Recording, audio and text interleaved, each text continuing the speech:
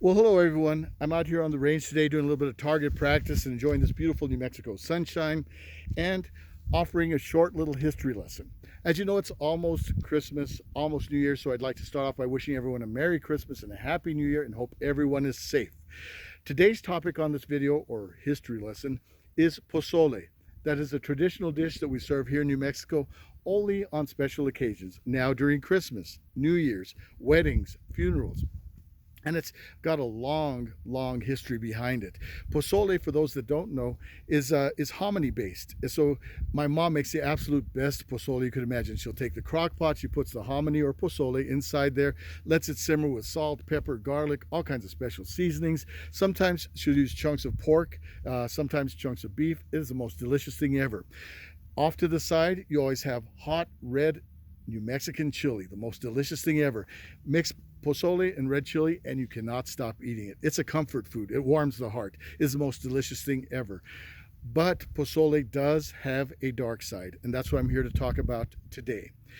Way back in the day, the 1300s, the Aztecs, they ate posole. In fact, they believed corn was a sacred plant. They had a corn god, Sensiotl. And so when they'd have services honoring Sensiotl, they'd always serve posole. They'd serve hominy. And you guys know how they would conduct their services.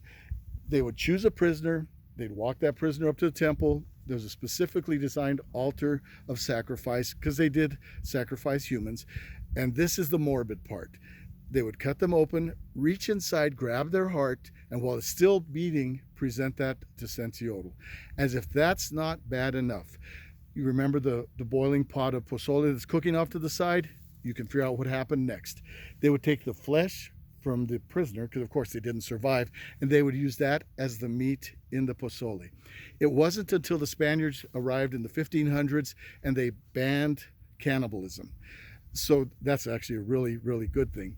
But the dish itself survives today. Here in New Mexico, of course, you're not going to use, that's deranged. I'm not going to mention using human flesh. That's unless you're Jeffrey Dahmer, that's totally deranged. But they use now the next best thing, or the other white meat. They use pork, so that's what is the primary meat that's used in posole these days. And we have the red chili off to the side. Not even going to tell you what that represents.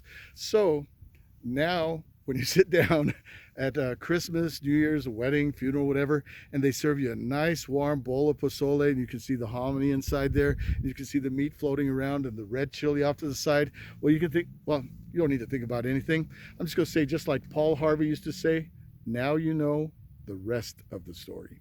So anyway, today I'll be shooting a can of expired posole, and because I believe all of God's little animals, ants, birds, whatever animals seem to be wandering around here, can partake also. So God bless us, everyone. Merry Christmas.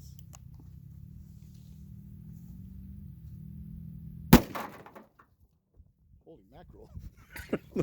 Didn't know I was going to do that. Merry Christmas.